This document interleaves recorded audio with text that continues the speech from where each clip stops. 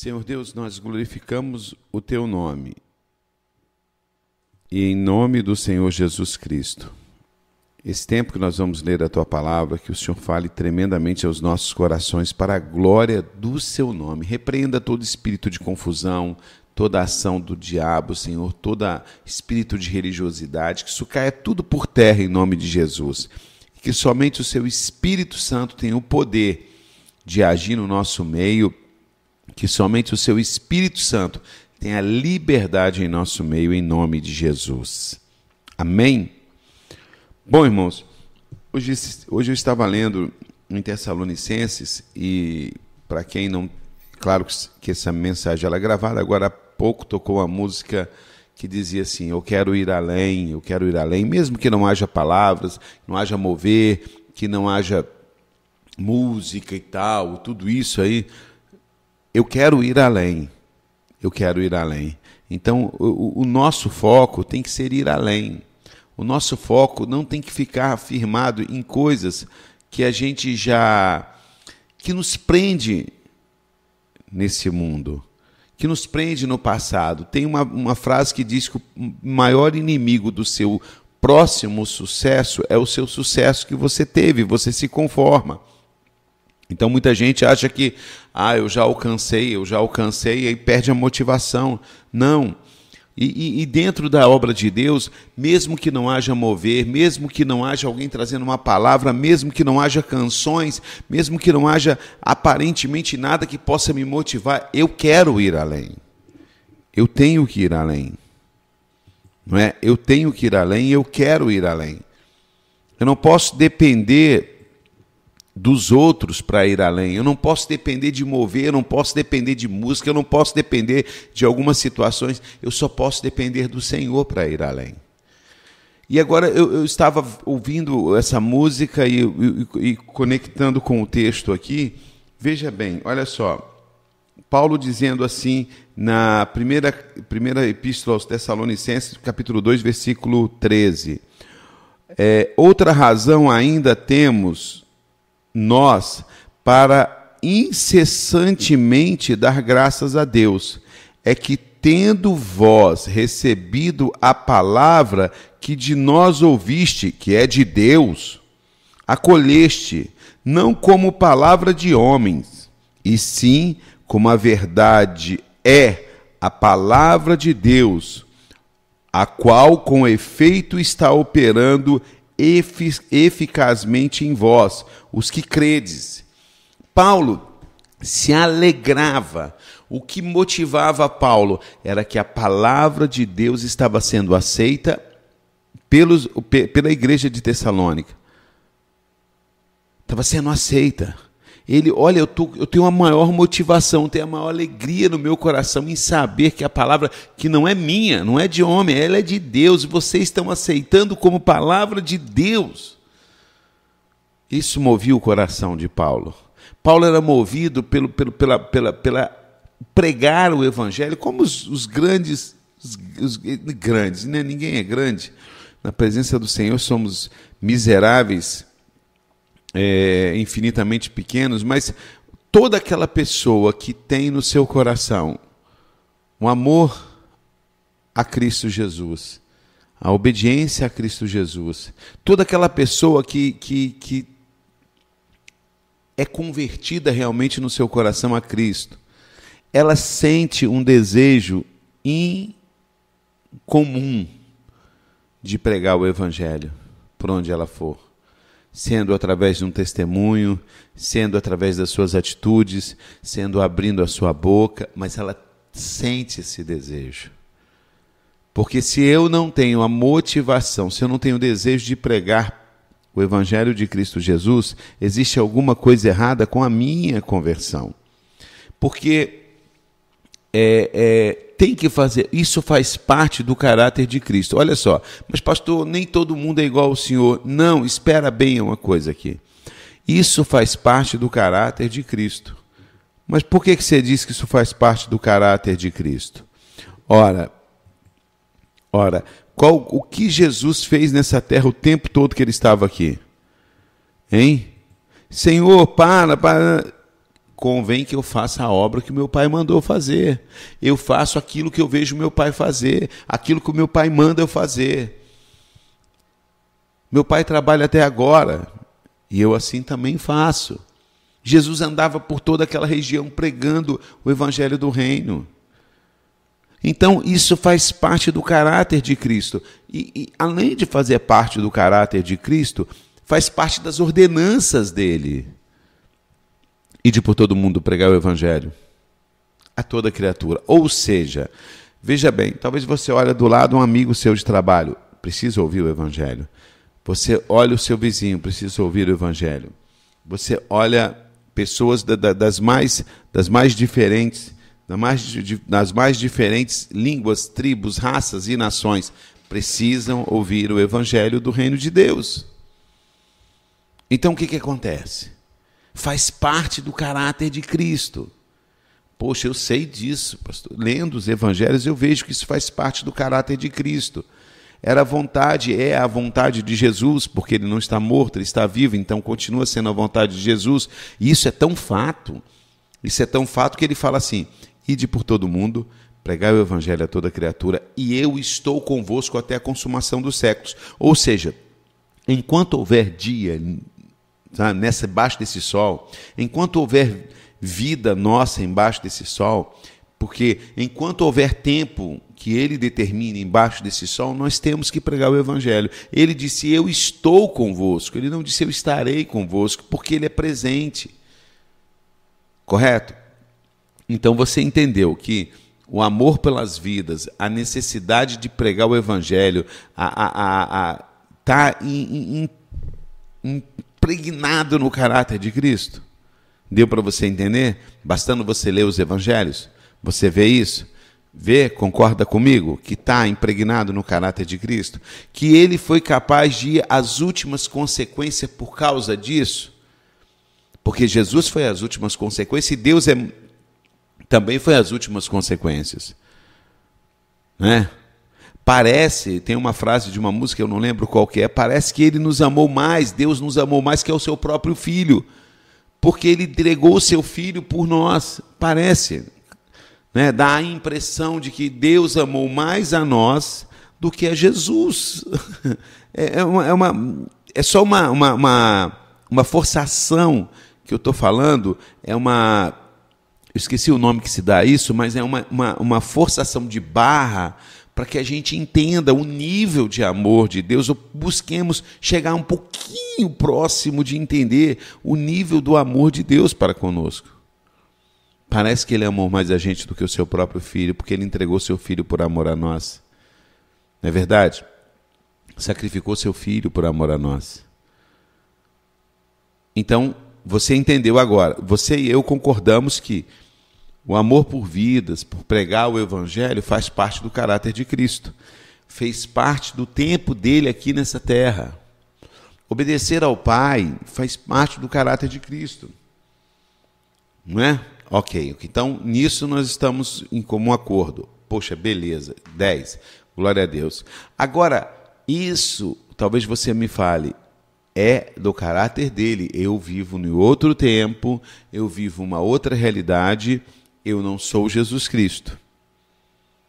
Concordo com você, você vive em outro tempo, você vive uma outra realidade e você não é Jesus Cristo. Tá. Se você pensa assim, eu também tenho uma outra notícia para dizer para você. E para mim, se eu penso assim, se eu vivo em outro tempo, numa outra realidade e eu não sou Jesus Cristo, para pensar e viver assim, eu não sou convertido. Pô, aí você forçou a barra, né, cara? Aí você pegou pesado, você está me julgando. Não, eu estou me julgando também, não estou julgando você, não. Eu estou colocando a mim em primeiro lugar. Por quê? Por que eu posso dizer isso? Por que eu posso dizer isso? Porque Paulo nos ensina: sedes meus imitadores como eu sou de Cristo. Então eu tenho que imitar a Cristo. Outra situação. A cristão significa pequenos cristos. Opa, mas eu não vivo eu estou em outro tempo. eu não sou Cristo, mas peraí, eu sou um pequeno Cristo, porque a palavra cristão é um pequeno Cristo. Eu sou pequeno Cristo, certo? Mas vamos voltar, isso é Bíblia. Vamos mais para a Bíblia. Transformai-vos o mundo através da renovação de vossas mentes. Outra parte bíblica diz, vós tens a mente de Cristo.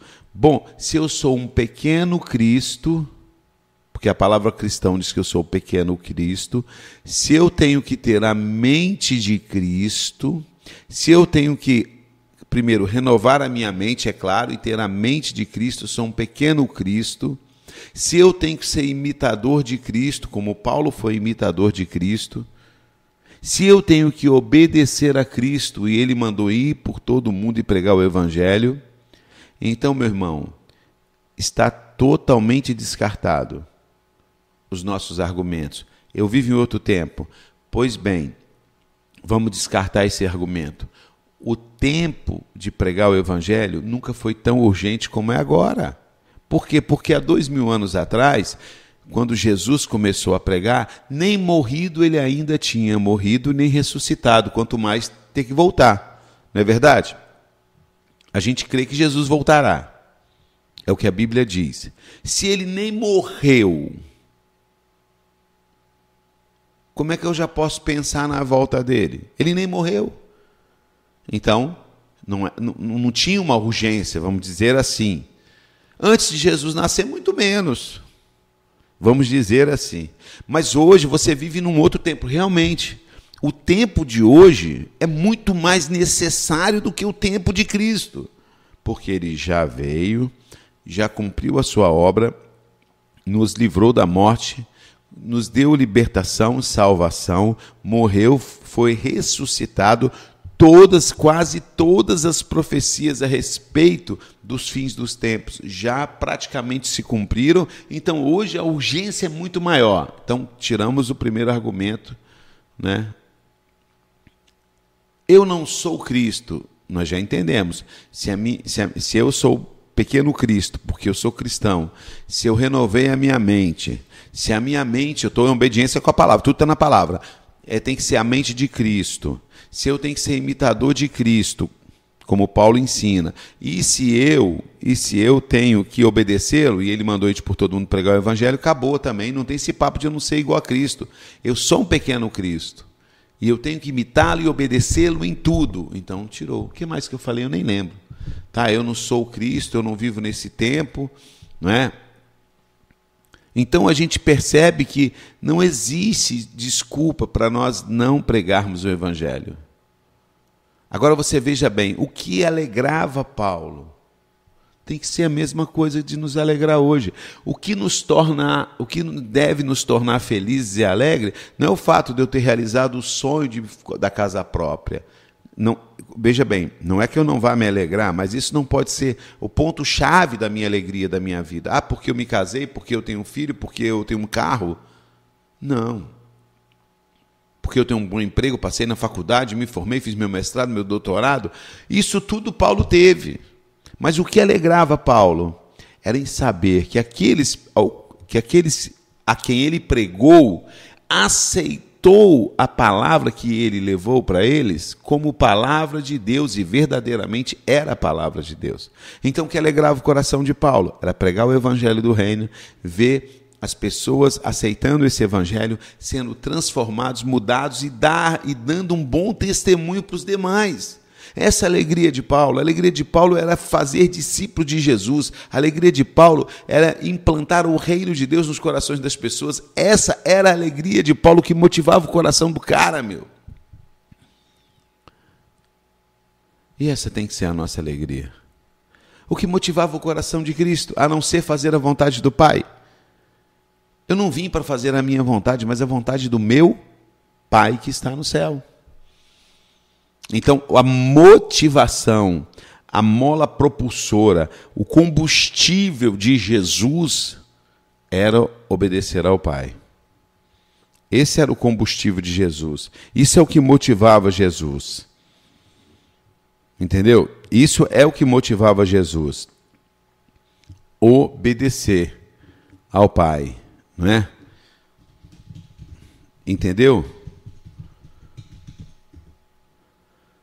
Isso é o que motivava Jesus. Então, como pequeno Cristo, como tendo uma mente renovada, tendo a mente de Cristo, sendo imitador de Cristo e sendo obediente a Cristo, o que tem que motivar a minha vida? A mesma coisa que motivava a vida de Jesus, a mesma coisa que motivava a vida de Paulo, pregar o evangelho do reino e ver pessoas sendo salvas e libertas pelo poder que há no nome de Jesus, na palavra dele que nós pregamos, porque não é a nossa palavra, mas é a palavra dele. Você sacou a diferença? Você não tem que ficar feliz se as pessoas ouvirem a sua explicação. Não, nós temos que ficar felizes se as pessoas entenderem que a palavra que nós estamos levando é a palavra de Cristo. Agora, como eu vou poder ficar feliz, saber que as pessoas estão tomando essa palavra para si? Se eu conhecer a palavra. Então, eu só posso pregar se eu conhecer a palavra. E eu preciso conhecer essa palavra, eu preciso viver essa palavra, não somente conhecer, mas viver. Jesus vivia aquilo que ele pregava e pregava o que ele vivia, Paulo da mesma forma, os discípulos da mesma forma. E nós hoje temos que ser da mesma forma. Quantos homens até os dias de hoje fizeram isso, vão fazer isso, e até a volta de Cristo vão ter homens e mulheres fazendo isso, vivendo a palavra, pregando aquilo que vive, que é a própria palavra, e se alegrando quando vê outros recebendo essa palavra e vivendo essa palavra e tendo a motivação nisso, e as pessoas motivadas por dinheiro, motivadas por sucesso, motivadas por estrelato, motivadas por ministérios grandes, com muita gente vos seguindo, motivadas por ter o carro do ano, ou ter um carro melhor, ou ter uma casa bacana, motivadas por ter um salário bom, motivadas pelo dinheiro, motivadas pela concupiscência da carne, pela alegria do mundo, motivada pelo sucesso. Nós temos que ser motivados por ver a palavra de Cristo sendo pregada, vidas sendo transformadas, aceitando essa palavra, e nós sendo o agente da pregação dessa palavra, sacou? Nós sermos o canal para que essa palavra chegue às pessoas. É isso que tem que motivar a sua vida, é isso que tem que motivar a minha vida. Fora isso, bicho, tudo é vaidade, tudo passa, tudo se acaba. Emprego passa, empresa passa, mocidade passa, beleza passa, idade passa, dinheiro passa, casa.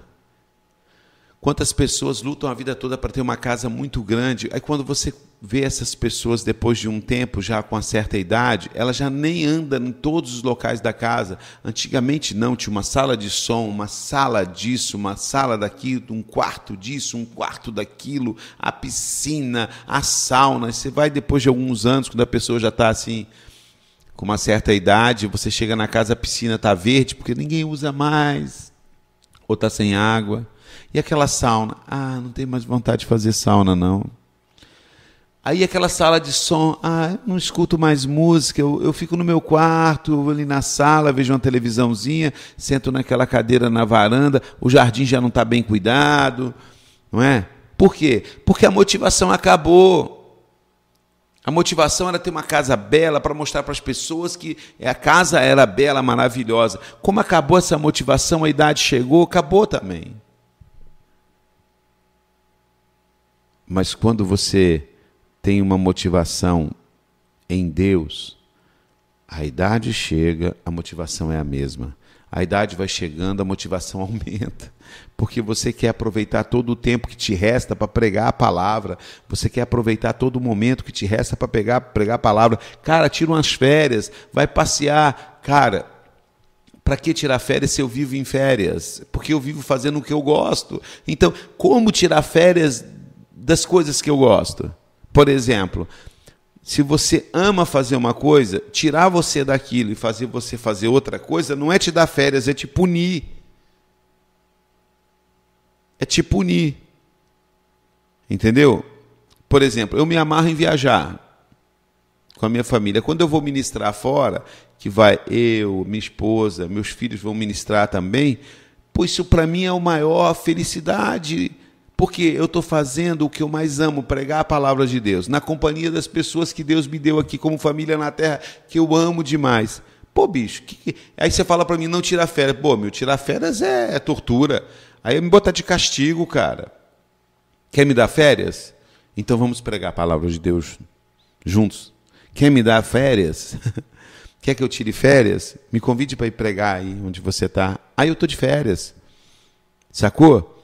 É isso. Porque o que motiva é que é fundamental. Então, o que tem motivado a sua vida? Tem gente que a motivação é só o estudo. Quando ele chegar no mestrado, no doutorado, ele vai olhar para trás e falar assim, mas agora o que eu tenho que fazer? Agora eu vou me aposentar. Viajou comigo? O que tem motivado a sua vida? É um carro, uma casa, estudo, emprego, dinheiro, trabalho, sucesso, holofotes, ministério. Ter um grande ministério, é isso que tem motivado a sua vida? Lutar para que a tua igreja tenha 200, 300, 500, 1.000, 10.000 membros? É isso? Não importa a forma, o importante é estar cheia? Então está tudo errado. Se isso está no meu coração, está errado. Se isso está no seu coração, está errado. A nossa motivação tem que ser pregar o Evangelho de Jesus, ver as vidas aceitando essa palavra que nós pregamos como a verdade de Cristo, o Evangelho de Cristo, e tendo a vida transformada para a glória de Deus Pai. Amém? Que Deus te abençoe tremendamente em nome de Jesus. Tá? Que a graça e a paz do nosso Deus venha sobre a sua vida. Que essa palavra penetre nos nossos corações e mude as motivações que nós ainda temos erradas. Senhor, em nome de Jesus, entre nos nossos corações com poder agora. Arranque toda motivação errada do nosso coração. Arranque toda motivação humana, carnal, Pai. E coloque no lugar a motivação correta para a nossa vida. Senhor, em nome de Jesus, eu peço que o Senhor opere esse milagre na minha vida, a começar na minha família, no ministério, na vida de cada pessoa que está ouvindo agora. Que o Senhor coloque, arranque a motivação errada e nos dê uma motivação correta. A nossa motivação não pode ser agradar as pessoas, a nossa motivação não pode ser agradar a nós mesmos. A nossa motivação tem que ser agradar o Senhor acima de todas as coisas, fazendo a sua vontade. Então faça isso em nós, Pai. Independente que as pessoas gostem de nós ou não, independente se as pessoas nos amem ou não, independente se somos sendo simpáticos às pessoas ou não, independente de que as pessoas façam conosco ou tenham feito conosco, nada disso pode mudar a motivação do nosso coração, meu Pai. Por isso, em nome de Jesus, arranque aquilo que é motivação errada e nos dê a motivação correta para viver a vida na Tua presença. Eu oro em nome de Jesus, crendo nesse milagre, a começar na minha própria vida, na vida da minha família e na vida de todos que estão conosco e ouvindo agora em nome de Jesus. Amém. Amém, meu irmão? Que Deus te abençoe. O nosso site é o www.amazongospel.com, amazongospel.com, e o nosso e-mail é amazongospel@gmail. Que Deus te abençoe.